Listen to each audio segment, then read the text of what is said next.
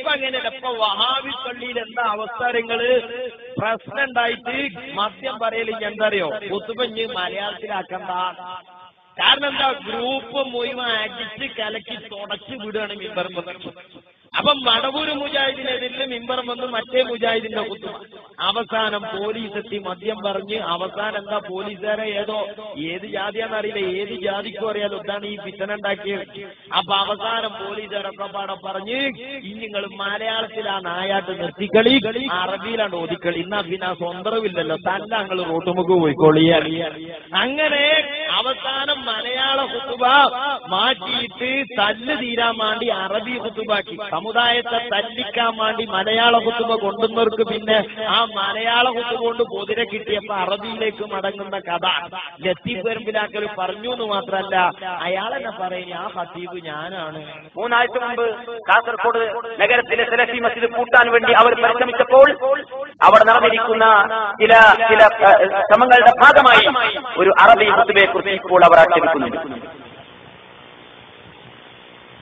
എന്താണ് അവസ്ഥ? ഏറ്റവും വലിയ നമ്മൾ മനസ്സിലാക്കേണ്ടത് എങ്ങനെയാ, പത്രങ്ങളൊക്കെ വന്നിരുന്നു, മുജാഹിദ് പള്ളിയിൽ അറബി സഭ നടത്തിയുന്നുണ്ട്.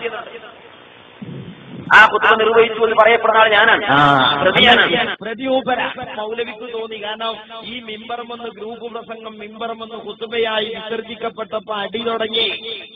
അങ്ങനെ മധ്യസ്ഥ ശ്രമത്തിന്റെ ഭാഗമായി മലയാള കുത്തുബ മാറ്റി അറബിയാക്കി.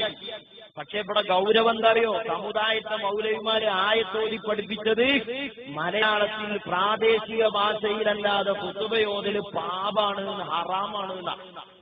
അപ്പൊ സ്വഹാബത്ത് ഇവിടെ ചെയ്തത്, വഹാബീസം കേരളത്തിൽ വരുന്നത് വരെ മുസ്ലിങ്ങൾ ചെയ്തത്, ഹിജ്റ 3 നൂറ്റാണ്ട് കാലത്തെ മുസ്ലിം ലോകം മൊത്തമായി ചെയ്തത്, 13 നൂറ്റാണ്ട് കാലത്തെ മുസ്ലിം ചരിത്രത്തിൽ ഉണ്ടായിരുന്ന ഖുതുബ അത് മഹാപാപാണ് എന്നാ മൗലവി പറയും. ആയത്തിന്റെ അർത്ഥം എന്താ?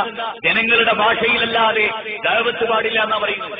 ജനങ്ങളുടെ ഭാഷ മലയാളികളോട് മലയാളത്തിൽ പറയലാണ് അള്ളാഹ് അനുവദിച്ചത്. അറബിയിൽ പറയൽ പാപമാണ്, അറബിയിൽ ഖുതുബ നടത്തൽ പാപമാണ്, തെറ്റാണ്, ഇസ്ലാമിക വിരുദ്ധമാണ്. അവിടെ അറബിനോടല്ലേ സ്നേഹം, ഭാഷയോടല്ലേ സ്നേഹം എന്ന് പറയുന്നതിന് ഒരു പുണ്യവും കിട്ടില്ല. കണ്ടങ്ങള് പക്ഷെ തടി കേടരുന്ന് കണ്ടാ മിമ്പർമെന്ന് അറബിയൻ ആക്കിക്കളി, ഇനി തല്ല് വേണ്ട. അപ്പൊ ഈ ഹറാം എവിടെ പോയി മൗലവി?